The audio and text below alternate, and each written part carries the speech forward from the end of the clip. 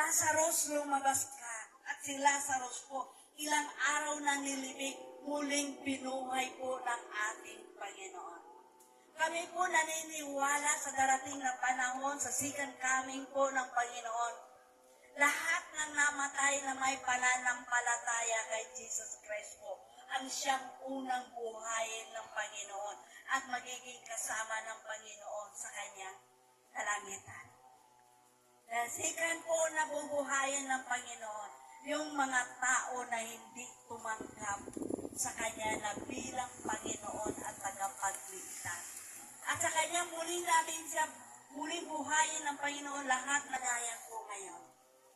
Kung gusto po natin makapiling ang ating Panginoon, nakuya tulad mo tayo kukunin ng Diyos. Ngayon, malakas pa nakabukas, baka pero thanks be to God. At makasama pa rin ang Panginoon na magiging